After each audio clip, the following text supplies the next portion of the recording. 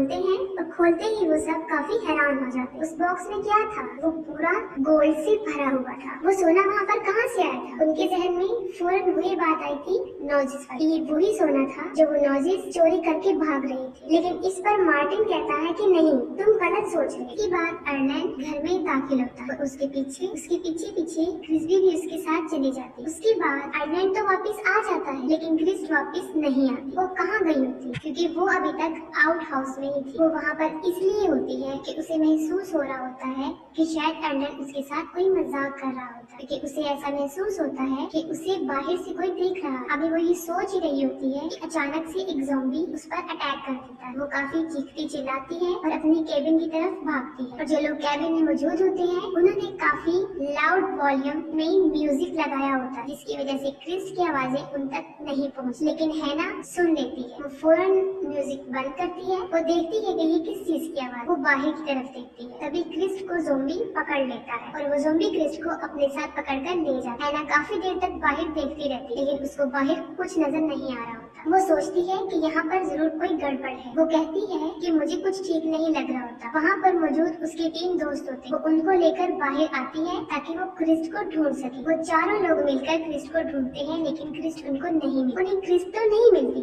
लेकिन वहाँ पर एक बैग मौजूद होता जो कि सारा का होता, इसका वो कैबिन था। अब उन लोगों को उस जगह के बारे में डाउट होने लगा और वो लोग उस जगह को अच्छा नहीं समझ। और हैना मुसलसल बाहर देखती है। हैना बाहर देख रही होती है कि अचानक वो देखती है कि वहाँ पर क्रिस आ गई। इसको देखकर वो काफी मुतमईन हो जाती है। क्रिस को थोड़ी देर देखने के बाद वो देखती है कि वो सिर्फ क्रिस का सर था। वो काफी डर जाती है और डर जाने की वजह से वो जोर से चिल्लाने लगती है। लिव फौरन भाग कर आती है। वो देखती है कि हैना क्यों चिल्ला रही है। ये देखते हुए वो भी बाहर को देखती है, लेकिन उसको बाहर कुछ भी दिखाई नहीं दे रहा होता। लिव बाहर देखती है तो साथ ही एक ज़ॉम्बी उसके बालों को मजबूती से पकड़ लेता है। वो काफी चीखती चिल्लाती है। सब लोग उसकी मदद के लिए आते हैं और बड़ी मुश्किल से वो ज़ॉम्बी से उसके बालों को छुड़ाते हैं और फौरन दरवाजे को बंद करते हैं। वो ज़ॉम्बीज इतने ताकतवर थे और इतने ज्यादा थे तादाद में कि वो चारों तरफ से अंदर आने की कोशिश कर रहे थे। देखते हुए हैना एक ज़ॉम्बी का हाथ काट देती है। इसी वक्त उनको पता चलता है ये नौजी ज़ॉम्बीज है। अर्लैंड काफी डर जाता है और वो सब लोगों को कहता है कि वो सब अपना ख्याल रखें कि कहीं कोई ज़ॉम्बी उनको नुकसान ना पहुंचा। वो उन लोगों को मूवी का कोई ट्रिक बता रहा होता है जिससे उनकी जान बच सकती है। ठीक उसी वक्त एक ज़ॉम्बी आता है और उसके सर को पकड़ लेता है और 2 टुकड़ों में तकसीम कर देता है। और दूसरी तरफ हमें दिखाया जाता है कि विगार्ड जो कि गिर गया था बेहोशी के आलम में, अब उसे होश आ गया था और वो देखता है कि वो तो एक केव में फंसा हुआ है। वो वहाँ से एक लकड़ी उठाता है, उसको आग जलाता है ताकि रोशनी हो और वो दोबारा अंदर जाकर देखता है कि वो क्या है। तब उसे पता चलता है कि वो एक खुफिया रास्ता है और वहाँ पर काफी चीजें मौजूद होती, जैसे कि वहाँ पर उसको हथियार मिलते जो कि जर्मन के, और उसके साथ काफी हेलमेट्स भी होते हैं। वो हेलमेट्स को देख रहा होता है कि वो देखता है कि उन हेलमेट्स के साथ सारा का सर भी पड़ा हुआ है।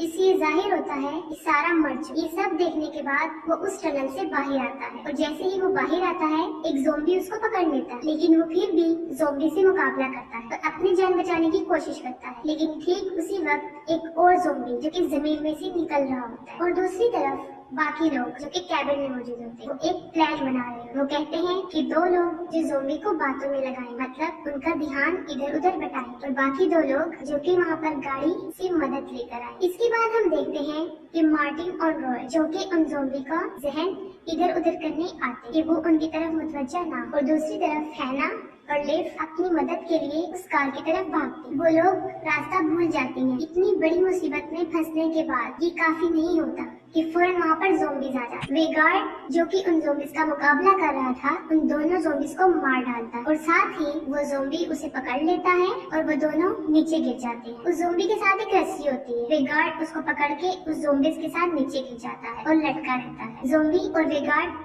रस्सी के साथ लटके होते हैं और ज़ॉम्बी वेगार्ड की गर्दन पर काट लेता है, लेकिन वो फिर भी अपनी जान बचा लेता है और वहाँ से ज़ॉम्बी को नीचे फेंक देता है और रस्सी को ऊपर की तरफ खींचते हुए अपनी जान बचाने की कोशिश करता है। और दूसरी तरफ हैना और लिव जो कि अपनी मदद को गई, वो भी ज़ॉम्बीज का मुकाबला कर रही होती है, लेकिन लिव उनका मुकाबला नहीं कर सकती और ज़ॉम्बीज उसे पकड़ लेते हैं और चीर-फाड़ करके उसको मार डालते। लेकिन मरने के साथ साथ वो एक इलेक्ट्रिक स्ट्रिक लेती है और उन सारे ज़ॉम्बीज को मार देती है। ये देखकर उन ज़ॉम्बीज का कैप्टन कर्नल हर्ट्ज़बर्ग भी वहाँ पर आ जाता है। हैना उस जगह के टॉप पर खड़ी होती है। वो देखती है कि मदद कहाँ से ली जाए। जब उसे कुछ समझ नहीं आ रही होती तो वो बर्फ को ही तोड़ना शुरू कर देती है। बर्फ टूट जाती है और एक ज़ॉम्बी जो उसके पीछे पड़ा था वो उसके साथ नीचे गिर जाती है और अपनी जान बचा ले। उसकी जान तो बच जाती है लेकिन वो बेहोश हो जाती है और जब उसको होश आता है तो वो देखती है कि उसके ऊपर काफी बर्फ है, यानी वो बर्फ के नीचे दबी हुई है। वो अपने इर्द गिर्द देखती है तो वो देखती है कि एक ज़ॉम्बी भी है जो उसके साथ वहाँ पर दबा हुआ था, लेकिन वो जिंदा था। वो बगैर वक्त जाया किए उसको मार डालती है और वहाँ पर वे गार्ड जिसकी गर्दन काफी जख्मी थी वो खुद ही अपनी गर्दन को टांगों से जोड़ देता है। उसके बाद वो अपनी पिस्टल लेता है और अपनी स्नो बाइक पर लगाता है और उन ज़ॉम्बीज़ को मारने के लिए निकल जाता है। और मार्टिन और रॉय जो छुपे होते हैं वो उन ज़ॉम्बीज़ का जहन बटाने के लिए वहाँ पर छुपे होते हैं ताकि वो चुपके से उनको मार डाले। रॉय एक ब्लास्ट को बाहर फेंकने की कोशिश करता है लेकिन वो उनके कैबिन में ही फूट जाता है और कैबिन में आग लग जाती है। उस आग से बचने के लिए वो दोनों वहाँ से भाग जाते हैं और उसके बाद वो एक शेड में जाते हैं और शेड में क्या देखते हैं कि वहाँ पर बहुत सारे औजार पड़े हुए हैं। वो डिसाइड करते हैं कि वो ये हथियार उठा लेंगे और इनके जरिए इन ज़ॉम्बीज़ का मुकाबला करेंगे। वो जैसे ही बाहर निकलते हैं वहाँ पर ज़ॉम्बीज़ की एक फौज आ जाती है। वो उन हथियारों की मदद से उन ज़ॉम्बीज़ को एक एक करके मारते हैं। जैसे ही ज़ॉम्बीज़ मरते जाते हैं एक के बाद एक ज़ॉम्बी आता जाता है और काफी सारे ज़ॉम्बीज़ उनके सामने आ जाते हैं। ठीक उसी वक्त पर वे गार्ड वहाँ पर पहुँच जाता है और वो अपनी मशीनी गन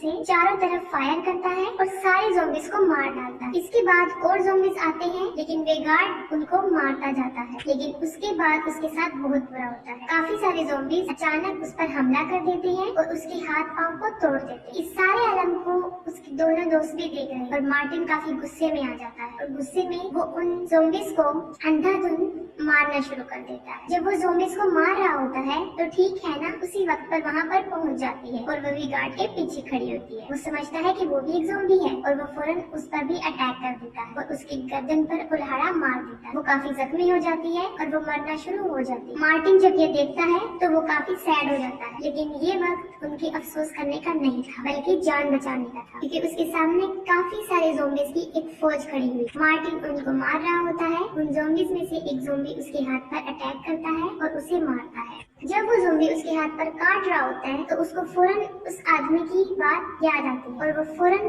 कुल्हाड़ी लेकर अपने हाथ को काट देता है। हाथ को काटने के बाद वो काफी खुश दिखाई देता है क्योंकि वो इस बात पर खुश होता है कि अब वो भी उनकी तरह ज़ॉम्बी नहीं बनेगा। वो वहाँ खड़ा होता है और फौरन एक ज़ॉम्बी जमीन से निकलता है और उसको दांतों से मार डालता है, लेकिन फिर भी वो अपनी जान बचाने की कोशिश करता है। वो चीखता चिल्लाता रहता है, वो गुस्से में होता है और वो पाँव से उस ज़ॉम्बी को मारना शुरू कर देता है। वो सारे ज़ॉम्बीज़ को मार देता है, सिर्फ जो रह जाता है वो होता है हर्ज़ोग। वो सोचते हैं कि हम फौरन हर्ज़ोग को मार दें और अपनी जान छुड़ा के वहाँ से भाग, लेकिन हर्ज़ोग मुंह खोलता है और मुंह से कुछ बोलना शुरू कर देता है जिससे सारी जमीन हिलने लगती है। वो मुंह से बोलता रहता है, जमीन हिलती जाती है और एक एक करके उस जमीन में से वो मुर्दा ज़ॉम्बीज़ उठ रहे थे और फिर से एक फौज बन गई। उन लोगों को लगता है कि अब वो काफी मुश्किल में है, इसलिए वो दोनों वहाँ से अपनी जान छुड़ाकर भागने की कोशिश करते हैं। हर्ज़ोग देखता है कि उसके पाँव के पास एक हथौड़ी पड़ी। वो लोग भागते हैं और रॉय का पाँव किसी झाड़ी में फंस जाता है और फौरन हर्ज़ोग उसके पास पहुँच जाता है। साथ ही उसका दोस्त हर्ज़ोग के सर में हथौड़ा मारता है। जब वो हर्ज़ोग को मार रहा होता है तो वहाँ झाड़ियों में मौजूद एक टहनी उसके पेट में चली जाती है और उसकी सारी आंतड़ियाँ बाहर आ जाती है। वो फौरन रॉय के पास जाता है, उसकी पॉकेट में हाथ डालता है और वहाँ से एक घड़ी निकालता है और फौरन सोच में पड़ जाता है, यानी उसके जहन में क्या चल रहा है। वहाँ से भागता है